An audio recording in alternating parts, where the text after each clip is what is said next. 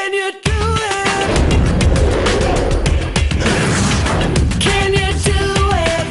Can you do it?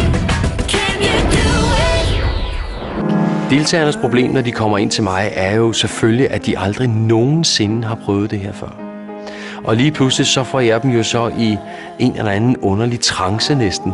Det vil sige, at lige pludselig så for at være nogle mennesker, som måske aldrig nogensinde har prøvet at give deres sjæl væk.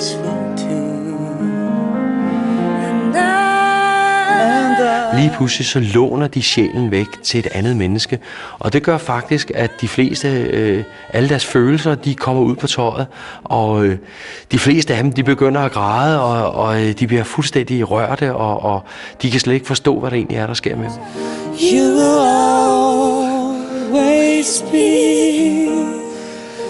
my endless love. Her, der synes jeg virkelig, at jeg lærte noget nyt. Jeg blev sådan helt flyvsk, da jeg stod og sang den der sang. Det var helt vildt, altså. Jeg synes også, han har den der, han er en stor mand, så når man ser ham umiddelbart og har været inde til foran panelet og stå og synge, så kan man godt blive sådan lidt bange for ham, fordi han er meget stor.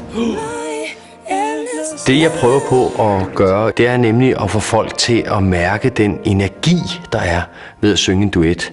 Få lov til at mærke den følelse af, at man står og synger sammen med et andet menneske, som man faktisk smelter sammen med, som man bliver til en.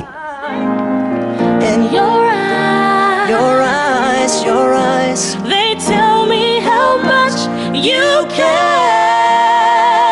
I know I found in you my endless love. Var det ikke smukt? Du står og tuder, mand. Oh god! Du står og græder. Jamen det er så, jeg bliver rørt. Ja. Og ved du hvad? Det gør du sgu også. Det var faktisk ret fedt, det der. Kan I gå ud med jer, for fanden, så tuder. Hold kæft, syret, han fik mig til at synge på en helt anden måde, end jeg normalt synger. Han har fået mig til at tænke på en helt anden måde, når jeg synger. Helt anden måde. Så fedt. Helt vildt fedt. Så får man altså noget ud af det. Kan man ikke bare bestille ham med hjem? Ja. Can you do it?